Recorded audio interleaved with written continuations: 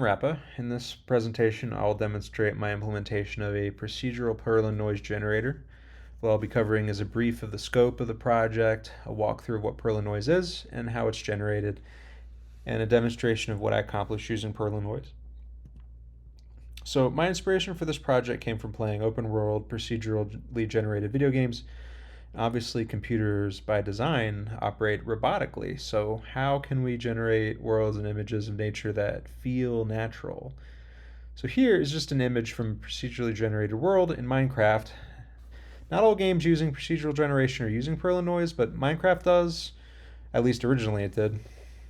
So this image sort of embodies what kind of things you can create with it. So some of you may have played Minecraft, but in short, Minecraft generates a practically infinite world of blocks for your exploration from a seed value. The world extends in 3 dimensions and is detailed with features like biomes, structures, trees, caves, mountains, etc. So it's pretty amazing considering that Perlin noise is relatively simple. So the intent was to create a Perlin noise generator and some means of a visualizer, because otherwise it's just numbers. So not very interesting. So initially I was able to build a simple non-procedural Perlin noise generator. So good news. And all this did was generate a grid of floating point numbers, which I could write to a file. Interestingly, when opening the file, there was this certain texture to the numbers. There was this sort of undulating look to them. Like I could see the numbers sort of steadily increasing in both directions and then decreasing again. And, as the numbers graduated from 1 digits to 2 to 3 digits and so on, it gave this sort of undulating look. And that really, gave me confidence and excited me and, the thought that it was actually working. So at this point, I decided not to create a static visualizer, even though I planned to create one just to verify the initial algorithm worked. So I just cut straight to the procedurally generated aspect of it.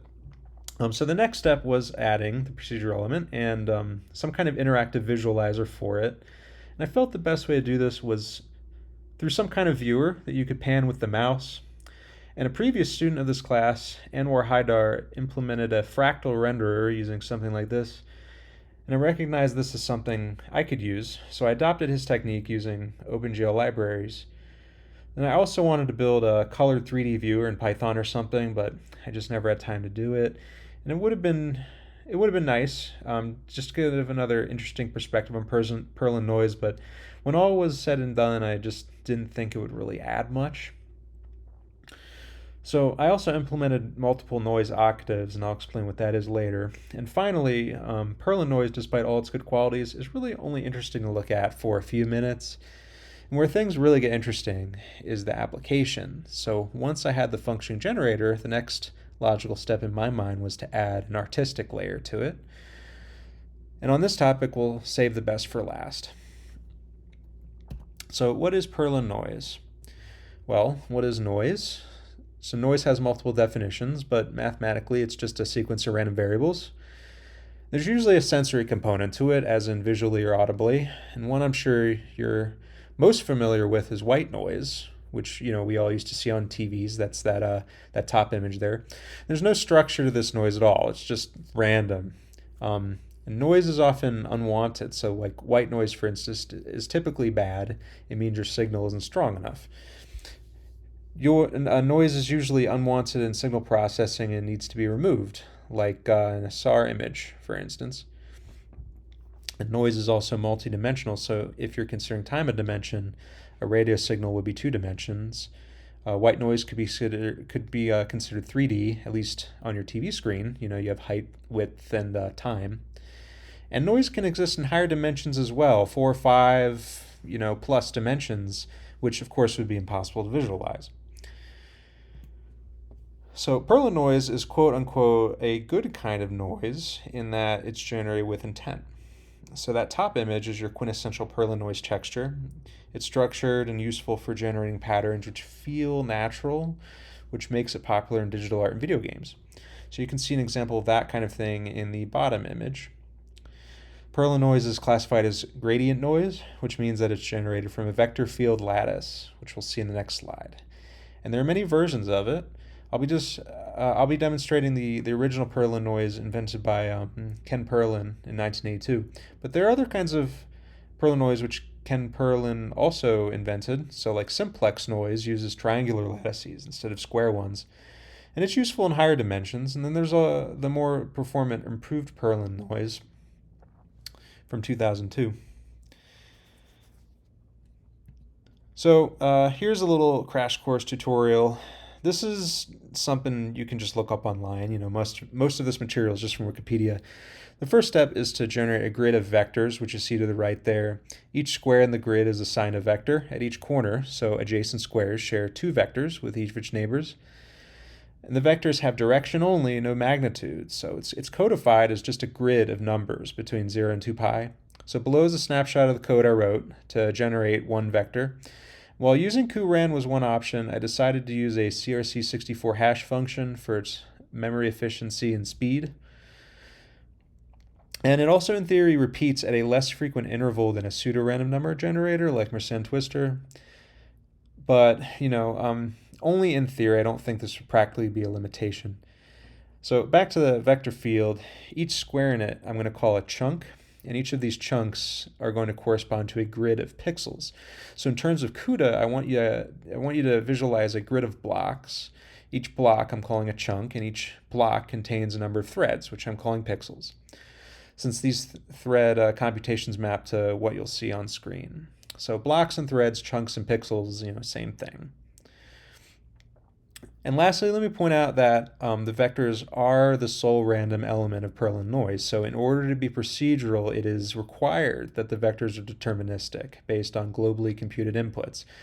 So you can see in the function below that it depends only on the world seed, a pair of global XY coordinates, and the octave we're on, which are all decoupled from what the thread index or the block index might be.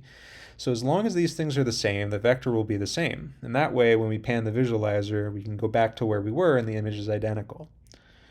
All right, so next, let's just take a look at one chunk from that grid that we generated with its 4 gradient vectors. And each chunk, I said, is a matrix of pixels. So what we do is for every pixel, we find the containing gradient vectors, these are in orange, and compute how far from each gradient vector the pixel is and in what direction. So this calculation yields 4 additional vectors called offset vectors, which are in green. And we pair each offset vector with its gradient vector and compute their dot products. And this yields 4 scalars, which we reduce down to one scalar value using an interpolation function. And this single value is the value of that particular pixel. And there's no bounds to this value. Some claim it should be between 0 and 1, but I don't think Ken Perlin claimed that there's any bound to what the pixel value is. So, further post-processing has to be done to like anchor it to some known boundary, for use. Since my project supports only a resolution of 1024 by 1024, that means we have to do all these steps 1024 times 1024 times. So in these images to the right, you can see how how these images or these steps shape this Perlin noise field. So we end up with that kind of undulating pattern on the bottom, and this is called 1 octave of Perlin noise. So all these steps we accomplished so far are creating a single octave. And if we want more, we just do the same steps all over again, but with smaller chunks, and then we add them together. And it really is that simple. So we'll see what multiple octaves look like later. So here is some code. This is code I wrote for the Perlin noise generator. And all I want you to look at is these red boxes here. So at the top, we're iterating over the desired number of octaves. And the next 2 boxes, I'm creating the vector field and then generating the octave of noise using it. And then finally, at the bottom 2 boxes, I'm using cuBLAS to add the octaves together into sort of a running sum of all the Perlin noise layers. And in that last box, I'm halving each chunk size and doubling the number of chunks in preparation for the next octave.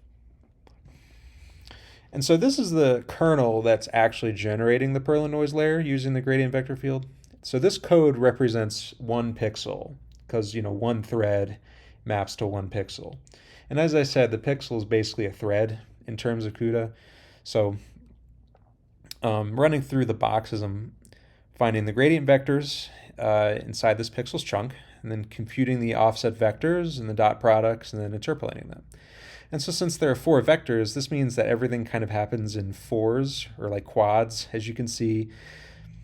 So this code is a lot of where the headache of this assignment was, since computing all these indices was a little tricky. So enough of the boring code. Let's actually look at some Perlin noise. So here I am in my terminal here, and I'm about to run a pre-built binary for the Perlin noise generator. So here's the viewer right here. So I'll stop. So you can imagine my excitement when I first saw this on screen, because this was my first actual view into it. But you can see it kind of has that undulaty kind of look to it. Very quintessential Perlin noise. Unfortunately, you can't see my cursor, but I'm panning it right here, so you can kind of see the procedural element to it. So I'm just scrolling all over the place. So one thing you'll note is that the movement is kind of blocky, and that's because when you drag with each coordinate that it's adjusting, it's generating an additional 32 by 32 chunk. So, unfortunately, that's just kind of how it is. I wished for a smoother thing, but, the fact that I got this far, I just felt was kind of a miracle. So, anyway, so another thing I want to point out is just let's focus on this long guy right here, this long, kind of black blob. I'm going to scroll down here, and then we're going to scroll back up, and you can see it's still there, So this expresses the importance of the global inputs, so even though the generator, the kernel, is on different blocks and different threads, as long as the global coordinate is the same image as generator. So that was very important. So you can also demonstrate multiple octaves. So here I'm going to add four octaves in total. So you can see it's a lot grainier now. It looks sort of more like a cloud or something like that. And as I'm dragging it, you can kind of see it's layered. There's maybe the front is moving the fastest, and the layers behind it are moving it a little more slowly. And this is actually a bug, because since the higher octaves, the chunk sizes are smaller, it means that they just move more slowly as you're panning the camera, or the viewer rather. So that's something I had to fix later. Although it does look cool. Anyway, so here I'm just running it again with the default seed value. So just rewinding a little bit here, backing up, just focus on this little S right there, that little S. Remember that S. So I'm going to quit out, just add a different seed, and unsurprisingly, you'll see that it's no longer there. It's just a different field. So it's just demonstrating multiple seed values. So yeah, that concludes the first part of this video. So one last thing that you probably noticed was that there's this grid texture to the Perlin noise. So the reason for this is not because of a bug, but it's because that I'm using a linear interpolation function instead of a polynomial interpolation function on the dot products. So each of these grids, or each of these squares in this grid, is one chunk. These are 32 by 32 pixels, and each corner is one gradient vector. It's not discontinuous at the edges right here. It's just kind of a sharp edge where it either decreases and then increases again sharply, or the opposite. So with a polynomial interpolation function, this effect would go away.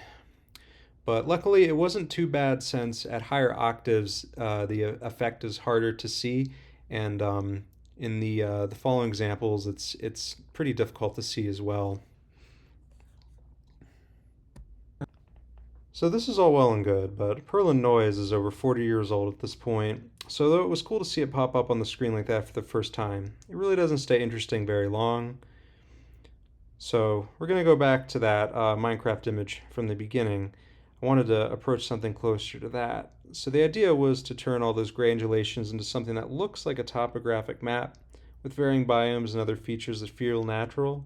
So this time I'll jump straight into what I created and then cover how I did it. I have my second pre-built binary here for the topographic map viewer, and let's bring it up right here. Let's cue the sad horn noise.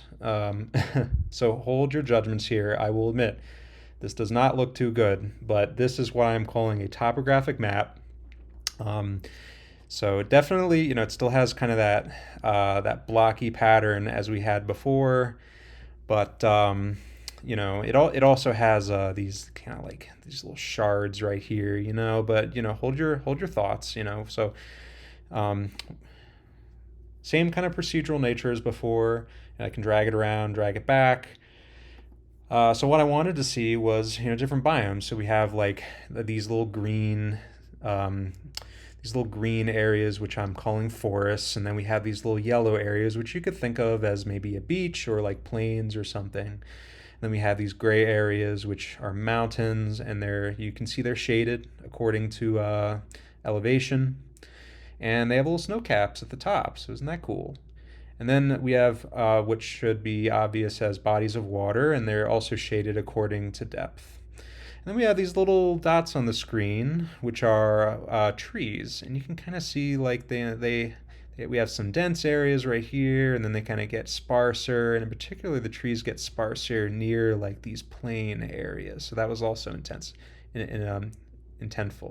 So like right here, you can see it's kind of dense, and then it gets a little sparser, and then we graduate to the like plains area, and you can see that there are dots there as well, but they're generally sparser, and I guess I'm thinking of these as like bushes or something like that. So this was all just artistry. I just kind of had an idea of what I wanted it to look like. You can see we have some trees growing on the mountains too. But anyway, so let's keep going here, and let's try adding multiple octaves to it. Let's add a few more octaves and see how it looks. So let's add 2 octaves instead. So in my opinion, I think this looks a little better. It looks a little more natural, less crude. The edges are a little more detailed and granular. It looks more like kind of like camouflage, like on like clothes or something. And that being said, even though it does have kind of a like natural look, it also has this kind of repetition or regularity to it, which kind of makes it feel unnatural. I mean, maybe I could see this in like northern Canada or something where there's like tons and tons of islands and whatnot, but that's just kind of how it is. So anyway, let's add even more octaves. Let's add the maximum amount I support, which is 8. So this, in my opinion, looks the nicest. You can see it's not jagged anymore. There's a lot smoother kind of gradients, especially on the mountains. The mountains look a lot better. There aren't those weird like shards and whatnot, and this really is kind of what I was shooting for. Just panning around a little more there. So okay, let's jump into how I created this. So I did this by generating 3 identically sized Perlin noise maps and layering them into a single canvas of pixels. And this is a simplified technique based off of Minecraft's technique. A Perlin noise layer can really represent any variable you want, so I elected to use 3 variables: humidity, elevation, and what I'm calling detail. So for a given pixel to be drawn on the map, it looks up its corresponding points in each layer, and based on a set of rules, it's determined in which biome that pixel should be. So what emerges is a topographic map that looks kind of real, although as you saw, it does exhibit a certain regularity or repetitiveness when viewed at a certain scale. But I have no doubt the tactful use of additional layers could be used to create an even more realistic image. So here's a little example. Let's say we have a blank pixel in that upper left. We don't know what it's going to be, but looking at its corresponding points in the humidity and elevation layers, this location happens to have high humidity and medium elevation. So based on the rules I implemented, this maps to a forest. And because these 2 layers are Perlin noise layers, that means the distribution of biomes will emerge with gradient-like qualities. So, for example, holding that thought on the forest for a moment. In my case, I have 3 levels of humidity: high, medium, and low. And let's assume low elevation. At a low elevation, if low humidity maps to a desert and high humidity maps to a river, this means that these 2 biomes won't generate right next to each other, which makes sense. However, if medium humidity would map to a forest, you might have a water source in the middle of a desert patterned by a small forest, aka an oasis. So anyway, back to the forest biome. Let's now the detail value is applied, and its purpose is contextual to the biome. So in the case of a forest, I interpret it as the probability of a tree existing in that pixel. So in this case, there's a 75% chance there's a tree in that pixel. And this just influences the pixel's color, light green or dark green. And because this detail layer is Perlin noise, this means that trees will be populated with some dense areas here and sparse areas there with smooth gradients between, which mimics the randomness of nature, as opposed to just a consistently dense blanket of trees that immediately cuts off. So here is the front end function creating the terrain. You can see I'm generating the 3 layers in that red box, each on its own stream for efficiency's sake. And that's the last argument there. So then we're passing those layers into that function in the second red box to actually combine them.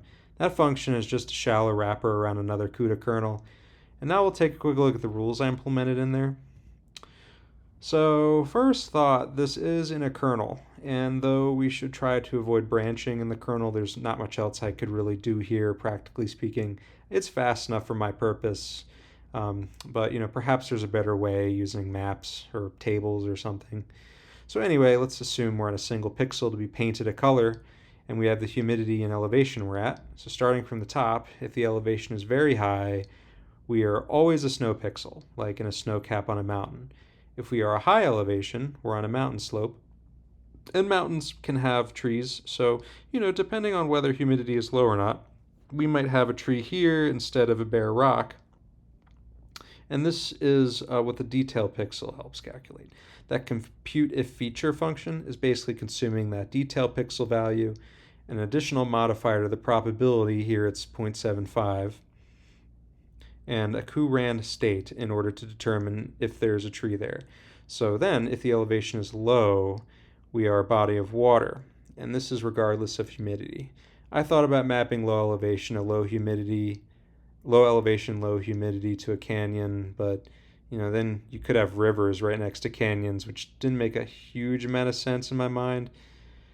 But anyway, so finally, if none of the other cases applied, we are a medium elevation, which maps to either forest or plains, depending on the humidity level.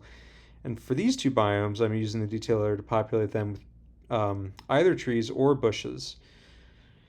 So a lasting thought, while it would be a fun exercise to experiment with different rule sets, this is just one I invented for demonstration. I didn't spend a huge amount of time on this. Basically, I had a general idea of what would be interesting to see, but I wasn't too concerned with scientific accuracy or too high a degree of realism. So that concludes my presentation. Here are the references. I hope this was interesting to you, and thank you for watching.